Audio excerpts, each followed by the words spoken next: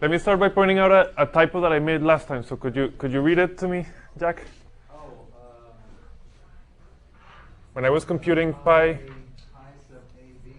for S3, pi sub AB.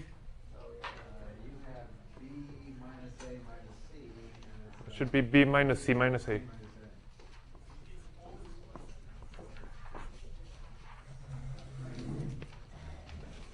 So I made the mistake in class and also in the notes. So make sure you catch that.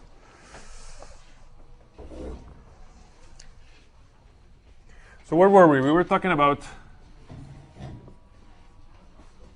starting with a Coxeter system.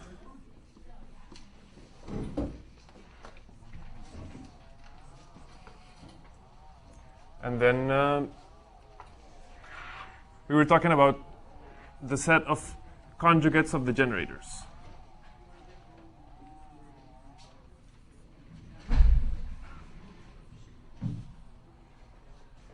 I call these the reflections.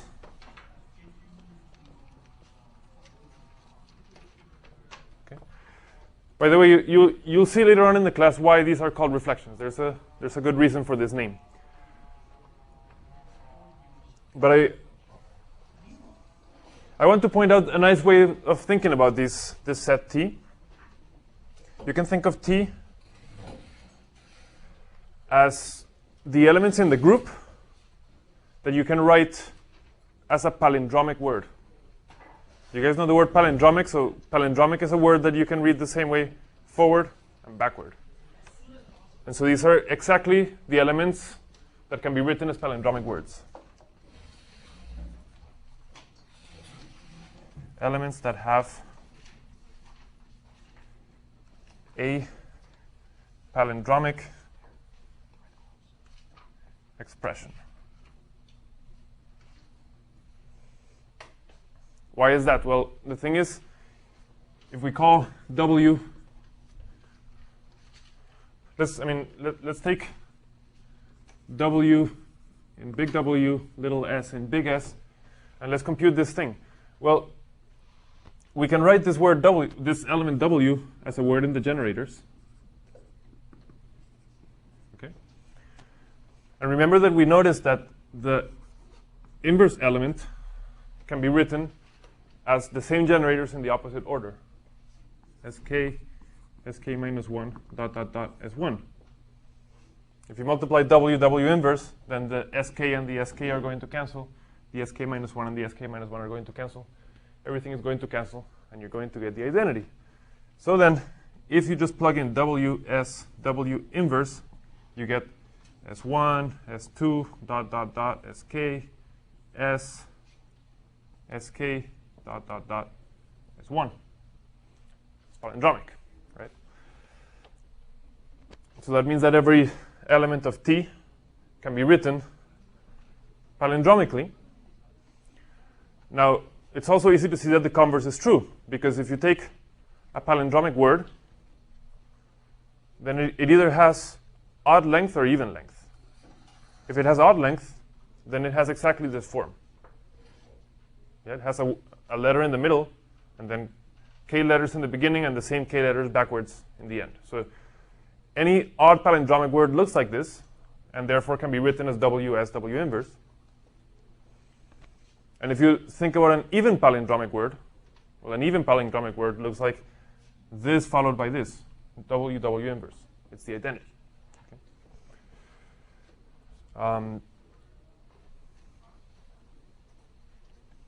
So I guess I should say elements that have a palindromic expression and are not the identity.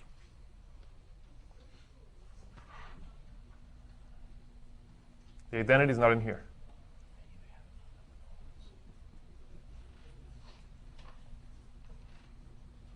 Okay.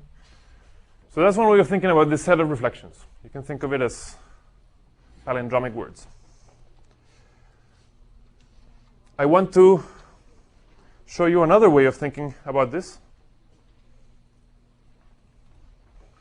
I think a very good example to keep in mind throughout this whole class is the symmetric group. And I want to show you what this definition says in the symmetric group.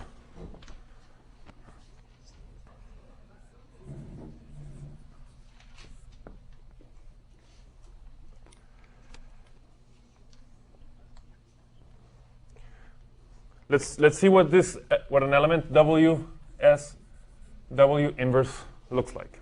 Okay. Well, if you think about W, remember we can write W as some wiring diagram.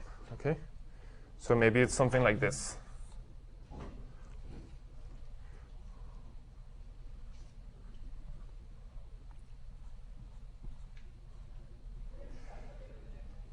Maybe it goes like this. It could be anything, just any way of matching the top guys to the bottom guys. Okay. Now, if that's W, then how can I think of W inverse? Well, if you think about it, the wires for W inverse are exactly the same as when we flip this picture over. Let me show you.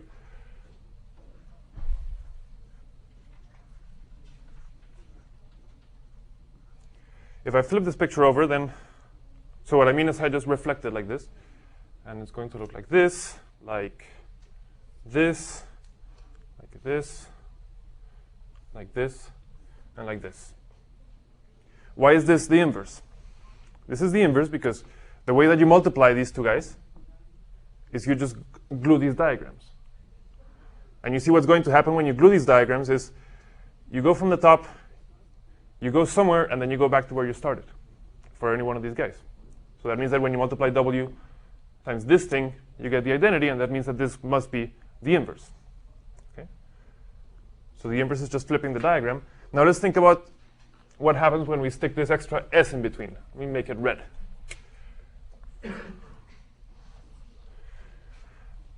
What S is, it's one of the generators, so all it is a switch of two adjacent guys. Okay? So let's say that S is maybe switching the third and the fourth guy and leaving this, this, and this. Well, here what we have is a wiring diagram for WSW inverse. WSW inverse. And if we think about it,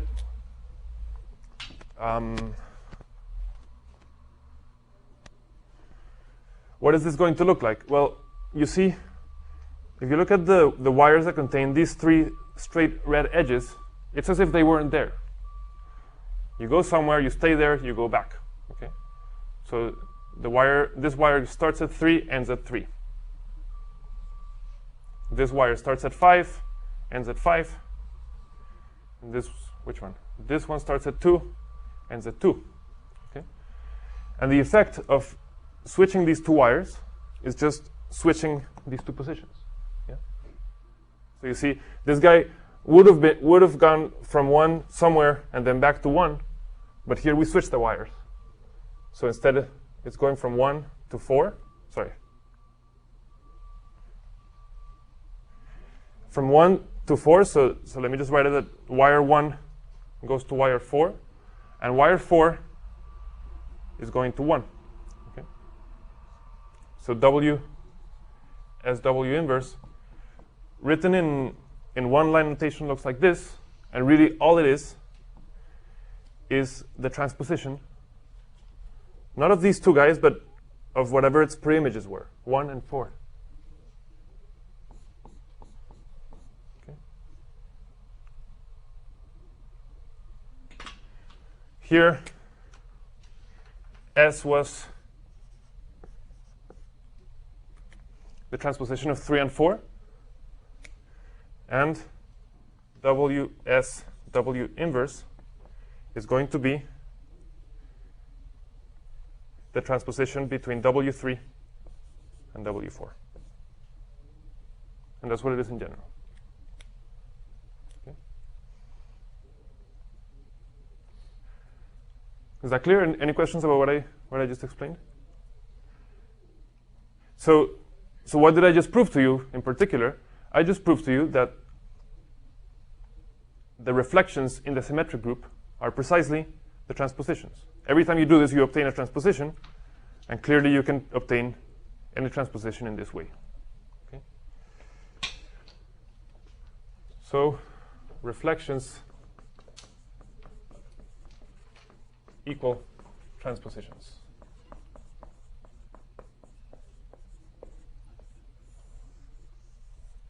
Okay. And this I did very quickly in the example of S3 last time. I just said, well, you guys know that the conjugates of S1 and S2 are just the transpositions. I did that too quickly. And this is a better explanation, and an explanation that is true for any symmetric group. And so if you want to have a picture in your mind of what these reflections are, a good picture is to think that, at least in the symmetric group, you can think of them as general transpositions of switching, maybe the second card and the seventh card. Okay. Question? Yeah, we talked about these transpositions being with adjacent elements, and here you've done that with this wiring. Clearly, one could imagine you could, in your diagram, your wiring diagram, you could transpose non-adjacent positions through S. It's not clear to me how that restriction reflects back to this concept of only transposing adjacents, when clearly this presentation of the concept would allow for broader transposition options. So Mitch's question is that when we talked about the generators, we said that they are adjacent transpositions. But in this picture, it looks like I'm doing transpositions that are not adjacent. For example, if you look at this, it seems to be the crossing of the first wire and the third wire, and that doesn't sound like anything adjacent. And I think I'll have a very good answer that you're going to like very much later as to how we should really read this diagram as in terms of the adjacent transpositions. But so far, all I've described to you is that reflections are transpositions. So T equals reflections equals transpositions. And S, which are the adjacent transpositions,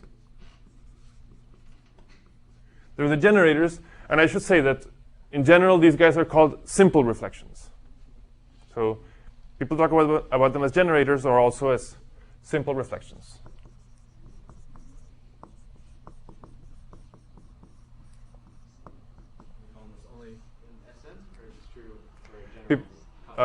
For any Coxeter system, sometimes people call S the set of simple reflections and T the set of reflections. Okay. And we'll see how to read this picture in terms of simple reflections, because the way it kind of looks like it has to do with other reflections. Could S be defined as 3, 5? This is another way to ask the question. I'm sorry? Could you have crossed 3 and 5 as S? That's, I guess, the real question. No, so as S, they have to be adjacent. They have to be adjacent. Yeah. Okay. But the result is not adjacent. Right. Okay. Thank you. Yeah. Okay, good. So this tells us a little bit about how we're supposed to think about this set T of reflections. And now let's go back to where we were. We were talking about this way of embedding an arbitrary Coxeter group into a hyperoctahedral group. Okay. So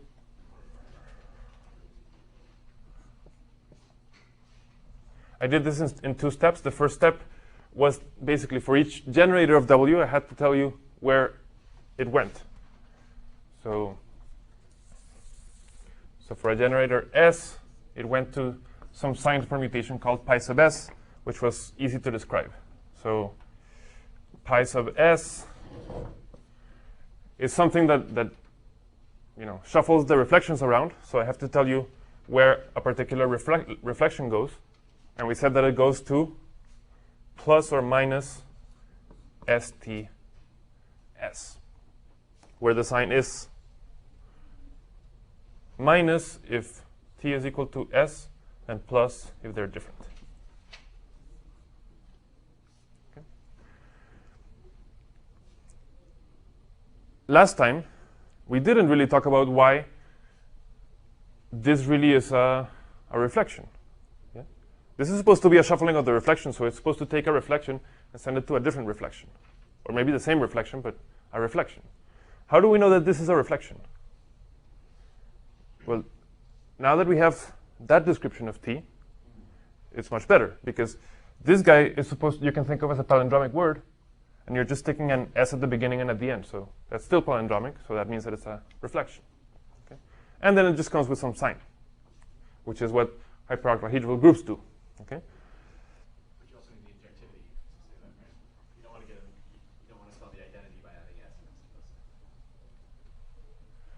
Yeah, that's true. But you're not going to get the identity.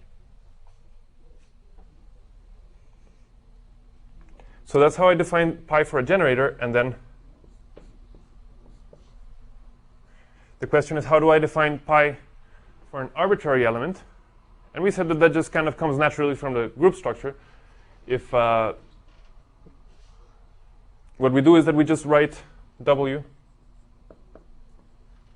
in terms of the generators, and then just use the same expression for pi W.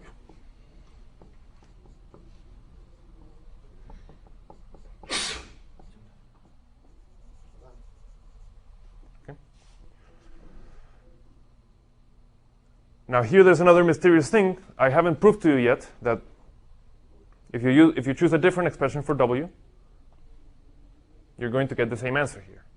We'll see that. So we'll see that this is independent of S1 up to Sk. It only depends on W. But what I want to think about today is well, let's really figure out what this pi W is doing. Okay. So let's actually perform this computation. Let's say that W is S1, S2, dot, dot, dot, Sk minus 1, Sk. And let's actually see what pi W of T is. Okay. Well, it's supposed to be pi S1 of pi S2 of dot, dot, dot of pi Sk minus 1 of pi Sk of T. Okay. Let's actually do this. So let me just leave these guys alone until pi Sk minus 1, and then I perform this computation, pi Sk of T. So what I get is a sign which is plus or minus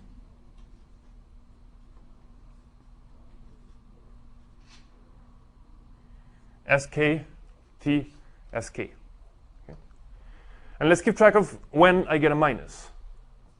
So when do I get a minus here? Well, I get a minus if what I plugged in is equal to the corresponding pi. In other words, if T is equal to Sk.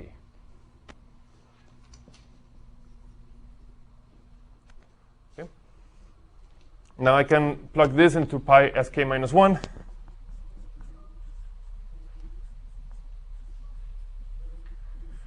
What is pi Sk minus 1 going to do?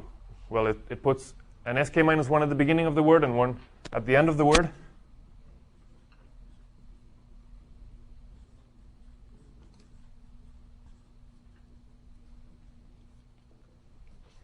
And let me use a controversial notation. Let me just put another plus or minus. Okay, I want to. I know it's scandalous.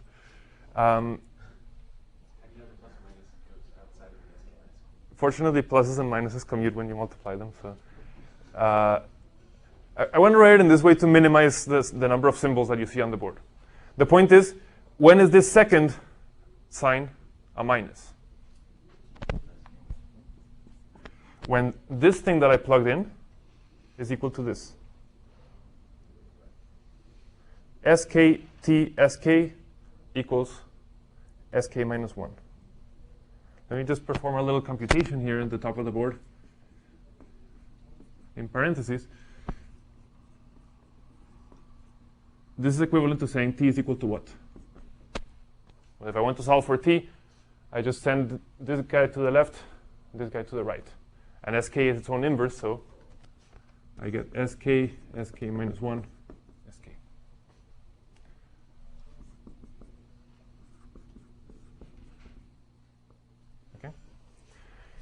And I think you see what's going to keep happening. I get another sk minus 2, and that's going to stick an sk minus 2 at the beginning, an sk minus 2 at the end, and a sign. And that sign is going to be a minus. You can guess what the next thing is. If, I don't know, can you guess? Maybe it's not so easy.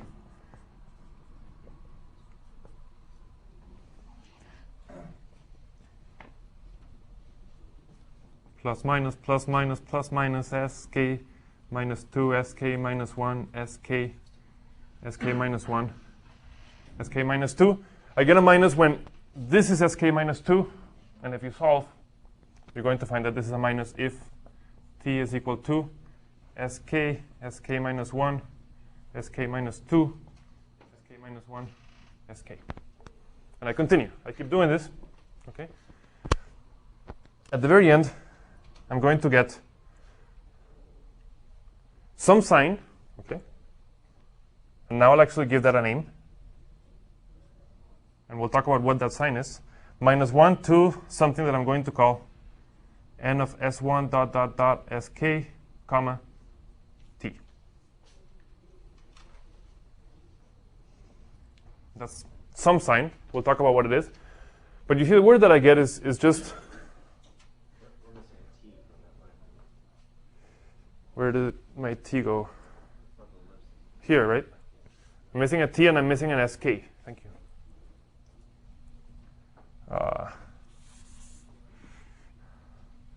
T, sk minus 1, sk minus 2. What I get in the end is s1 up to sk, t, and then sk up to s1. Okay?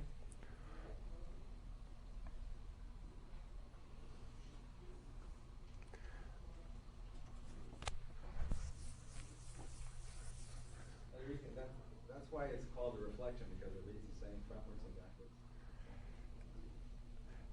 backwards. No, it's called a reflection because we will think of this as a geometric reflection later on. So what do we get in the end? What we get in the end is, well, let me write it in this way. Some sign, and that sign is equal to this minus 1 to the something. And what is this big word here? It's actually a fairly simple thing because remember, W is S1 up to SK, so that means that this is W, and this is its inverse. Yeah. And so what we get is just W, T, W, inverse with some sign.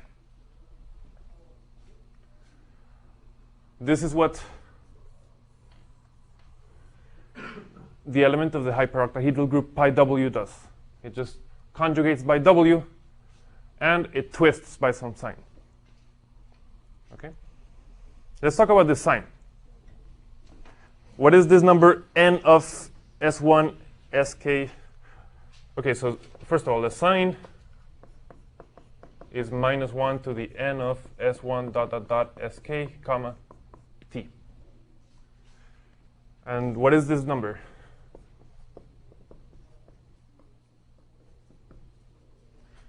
Well, what it is the number of minuses that appeared in this computation. In other words, if you make the list SK, SK, SK minus 1, SK, SK, SK minus 1, SK minus 2, SK minus 1, SK, etc., it's the number of times that T appears in that list. So it's the number of T's, number of ways of writing T equals SK down to SI up to SK. Okay.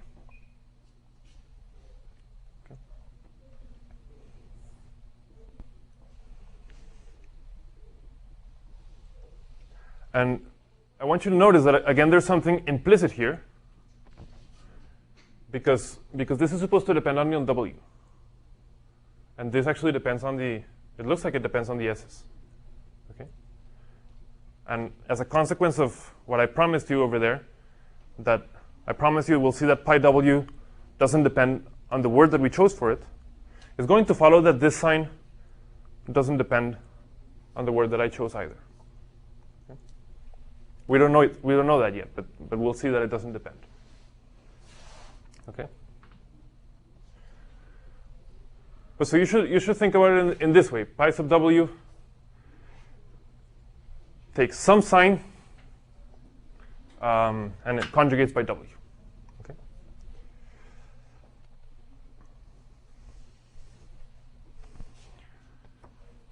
And I think this has a really, really nice explanation in the symmetric group that will help you understand what I'm going to do. So let me show you how that goes. Where's a good place to do it? Let's do it here.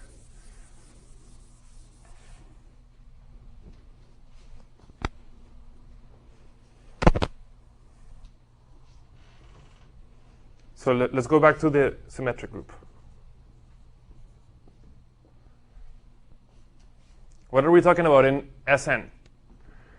Well, in Sn we have each w is some permutation.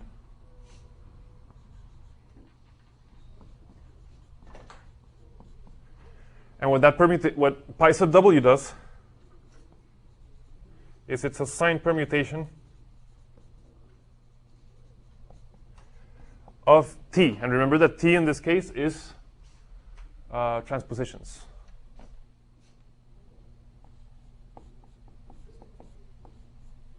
Okay. So what does pi w do? Pi w, you feed it a transposition, and it gives you a different, or maybe the same transposition. Okay.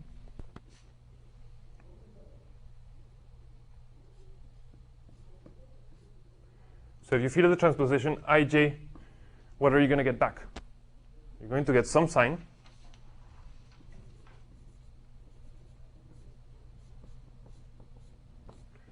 times w, t, w inverse. Okay? But by now we understand that very well in the symmetric group. What is w, t, w inverse? Well, it's basically doing the same computation, except that now instead of putting s here, you put t here. Okay? T switches I and j. So when you stick w before it and w inverse after it, that's going to switch wi and wj, just like it happened here. S switched 3, 4, ws, w inverse switches w3 and w4. This just switches wi and wj and twists by some sign. Okay? So this is very explicit.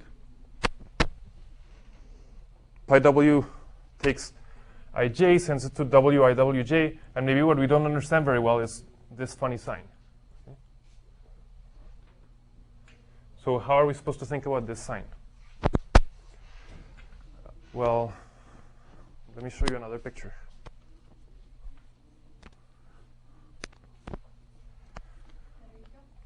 Yeah. Oh yeah, thank you. Yeah, it looks okay. Looks like we still have batteries on the microphone.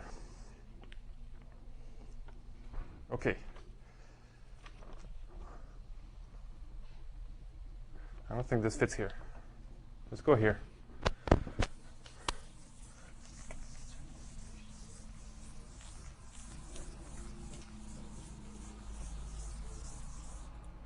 Let's figure out what this sign is. Let's say that you take some w in Sn, some transposition,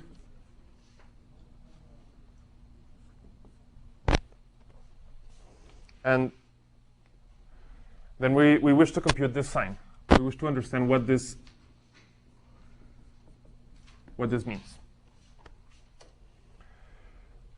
So the way we know how to do this so far is we're supposed to take some way of writing W in terms of the generators. So let me just pick something like S3, S4, S3, S4, S2, S3, S1. This is some expression for W. Okay. Okay. Now I want to draw the wiring diagram corresponding to this. So what I do is I just started from S3 and work my way up. So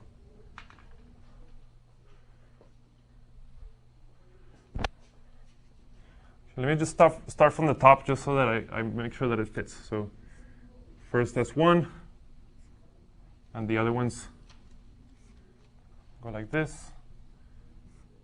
Then S3, then S2, then S4,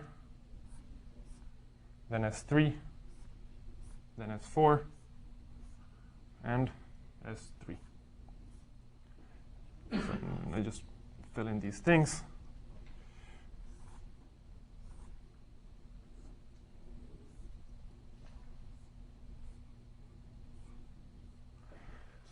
And there you have it. Okay, this is a diagram for S3, S4, S3, S4, S2, S3, S1. Okay. So my element W is the wiring that I get, the matching that I get from the top to the bottom of this picture. Let's actually do this. So what is W? I just follow my wires. I go from 1 to 5, from 2 to 1, from 3 to 3, from 4 to 2, and from 5 to 4. Okay. Now, okay, so then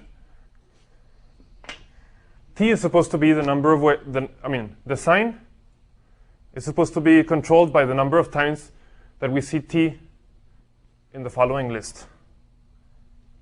S1, S1, S3, S1. Let me give it a little bit more space. S1, S1, S3, S1, S1, S3, S2, S3, S1, etc. You go from SK somewhere and back.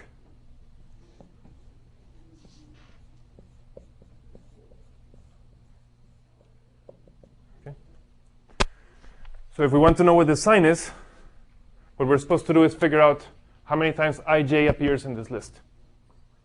Okay, and that list looks very hard to control, but what I want to show to you now is that we can understand this list very, very well.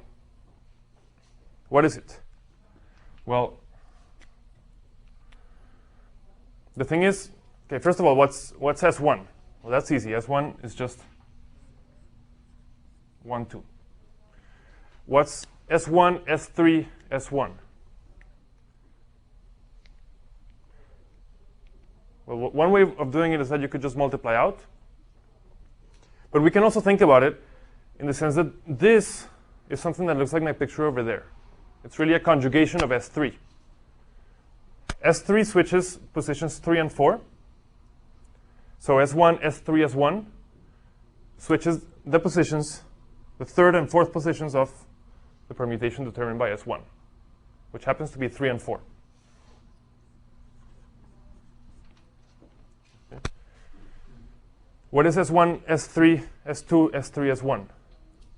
Well, basically, we're looking for the second and third positions in the permutation determined by this diagram right here. The pre-image. So we're looking for the second and third positions. So I mean the 2 and the 3. So it's 1 and 4. Okay. You should do this carefully, by the way, on your own. I mean, this is the kind of thing that the only way to convince yourself that it's true is to do it yourself. But really, we just look for the pre-image of where this crossing is. Here, we look for the pre-image of this crossing, and it's 3, and 5. For this one, we look for the preimage of this crossing. So it's 1 and 5. The preimage of this crossing is 1 and 3. And the preimage for this crossing is 3 and 5. Okay. Now, so all I'm saying here is that if you actually go ahead and perform this computation, what you're going to get is exactly this list. Okay? And if you look at this list carefully, what we're saying here is, if we number the wires 1, 2, 3, 4, and 5, here we're saying the first and second wire crossed. Here we're saying the third and fourth wire crossed. Here we're saying the first and the fourth wire crossed. And so each one of these guys we can really understand as the crossing of two wires. Which wires? Well, we have to go to the top and see which ones they are. Okay. So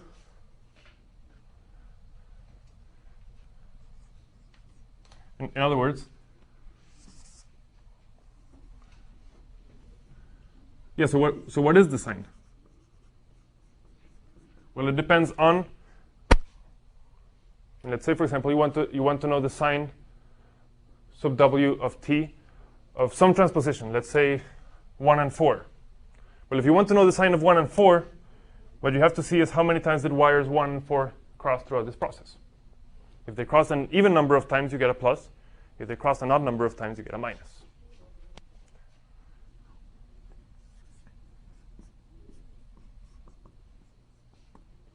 Okay? If the wires, let's call it ij,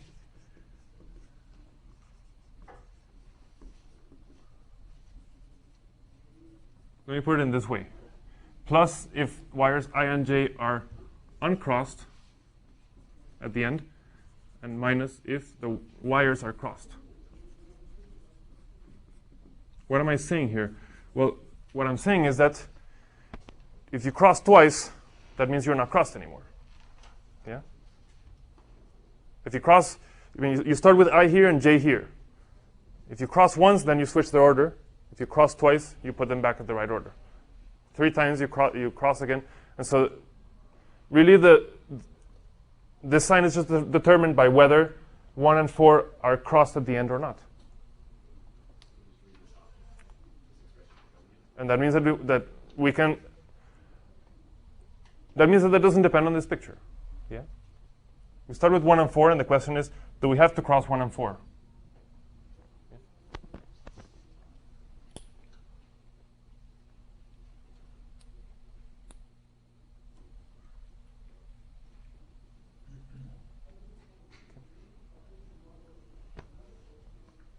Any questions? Just ask, if it was 1 and 4, your green list has a 1 and 4. Does that mean that 1 and 4 would be negative? And that, like, so your green list also has 2 3 5s. Does that mean that 3 5 is positive? Actually,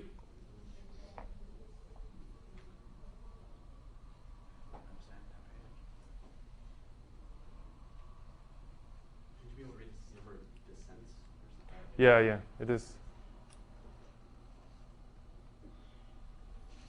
Well, I'll let you stare at this picture. Let's talk about this in the forum. Okay? But the point is that the sign is just the number of crossings that you see. Okay? And so this is how you can think about this sign as inside the symmetric group.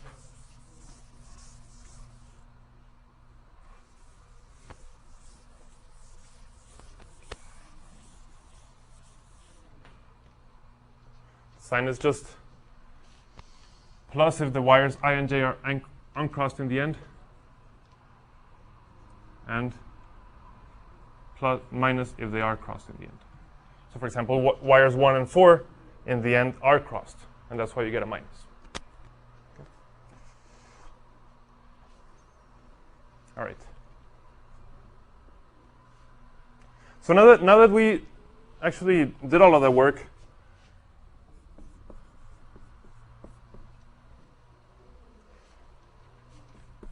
I think this is going to make more sense. My proof that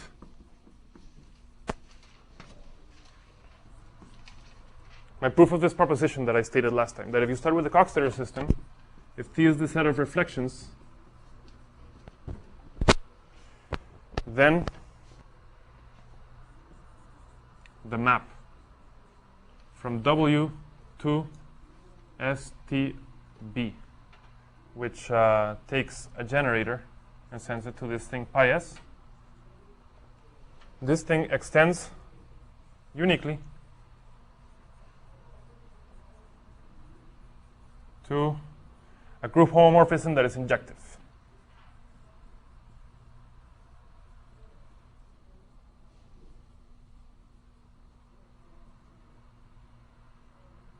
Okay. So what this is saying is that W really does live inside STB. Okay. So how are we going to prove this?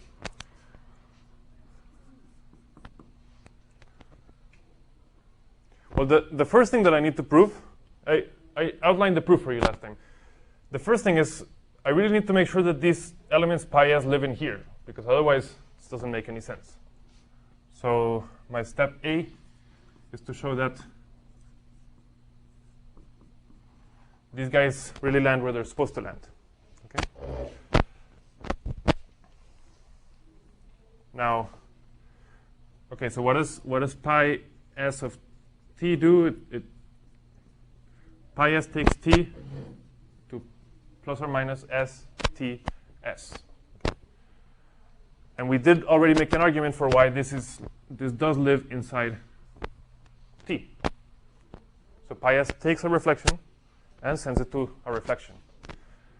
But that's not enough, because I need pi sub s to actually be a permutation, a signed permutation. So there better be no repetitions here.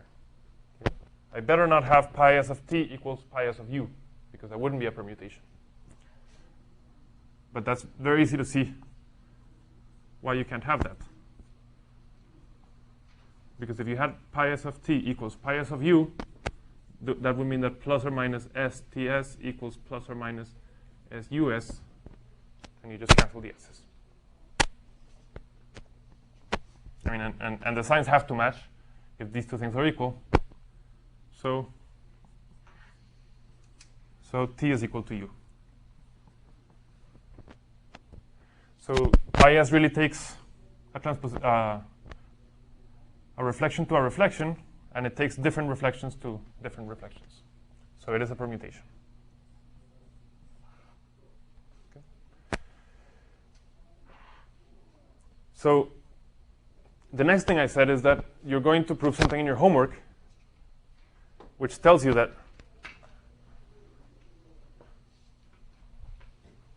So before I continue, so A establishes that this really is a map. And I told you that to prove B, to prove this business about extending uniquely to a group homomorphism, well, we have the homomorphism, but we just have to make sure that it's well defined. And you'll prove in your homework that to establish all of this, the only thing that you need to prove is that these guys, these pi sub s's, actually satisfy the relations they're supposed to satisfy. Okay.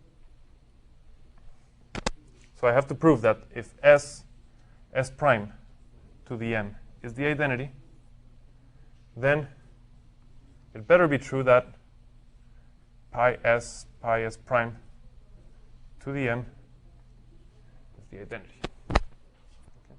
Okay.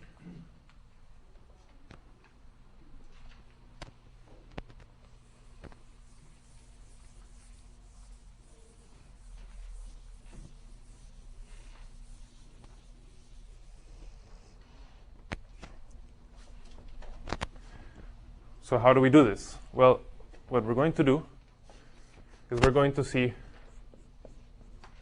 what pi s prime to the m does to some guy t. What I should do is send it to t, right? Now the good thing is that we already saw what this does. I mean, this is pi s prime, pi s prime, etc. pi s prime t. Okay, and we saw what this does. What this does is it sticks all of these guys before t, and then it just makes this thing palindromic. So it does s prime, s prime, s prime t, and then it makes it palindromic. So there's m pairs here. There's m pairs here, and we might have a little bit of trouble because this is a plus or a minus. Okay. Now you should realize right away that that plus and minus is the only trouble we're going to have, because what we have right here is s prime to the m. We know that's the identity. And what we have right here is s prime s to the m, which is also the identity. So all we have is plus or minus t. Okay? And so the last thing to check is that this really is a plus.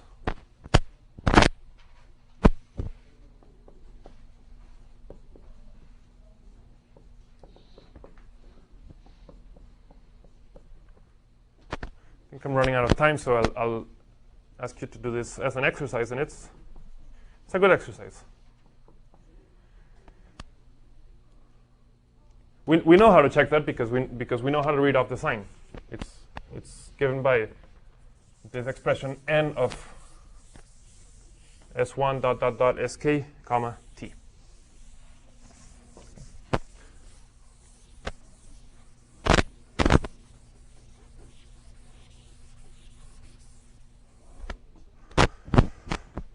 For the last thing we need to prove, this is B. The last thing we need to prove is injectivity. So my last step is going to be to do that. My last step is to suppose that this is not injective, so that two elements of the group are mapped to the same sign permutation, pi u equals pi v. Okay. Now, we already know that this is a group homomorphism, so that means that I can write this as pi u. I mean, I can write it like this, but this is a group homomorphism, so I can really write this as pi u v inverse equals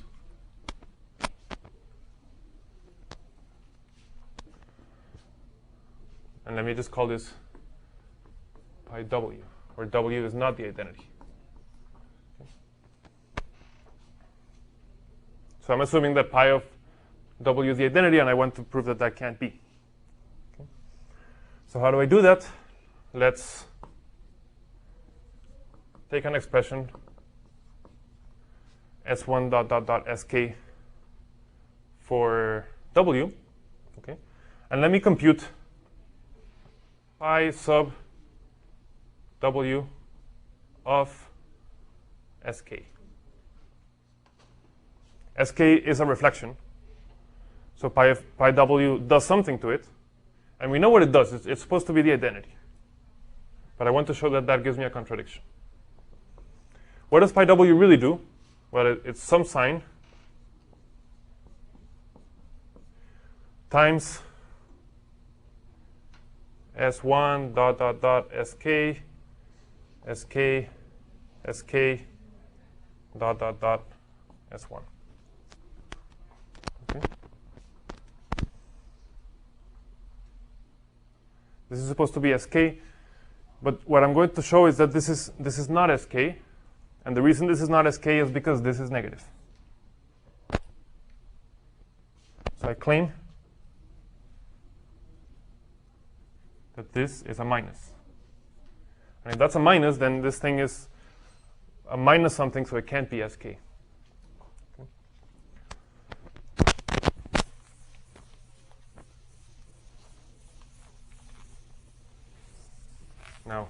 is handy.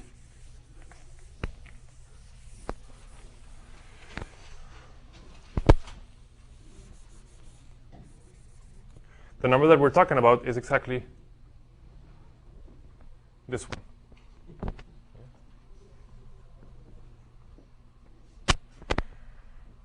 Number of ways of writing sk as. Start at sk, go down to si, go up to sk. So I think you'll agree there's at least one way to write this, which is sk equals sk. Okay? But I claim that that's the only way. I just realized that I forgot to make an assumption. I'll tell you in a second what that assumption is. Suppose that sk is equal to sk, down, down, down to si, up, up, up to sk. Okay?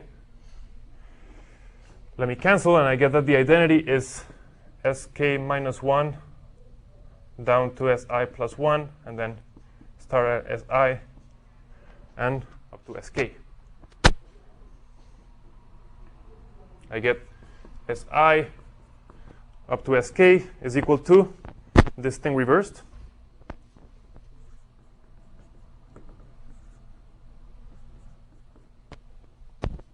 Okay. So I wrote this as this, and so now w is equal to s1 up to si minus 1, si up to sk, and what I obtain here is that I can rewrite this part as si plus 1 up to sk minus 1. So I had this expression for w, and what I did is that I found a shorter one. And now I know what to do. I just have to say, oh, I meant to say, let w equals this with k minimal. In other words, let's take a shortest expression for w, and we get a contradiction. We find that there's a shorter one. Okay. So this is shorter. That means that this number is equal to 1.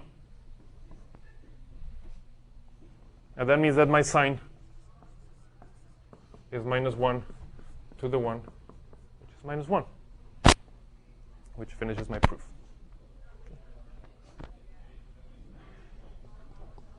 I went through that quickly. Take your time to understand it, but I just didn't want to go over time.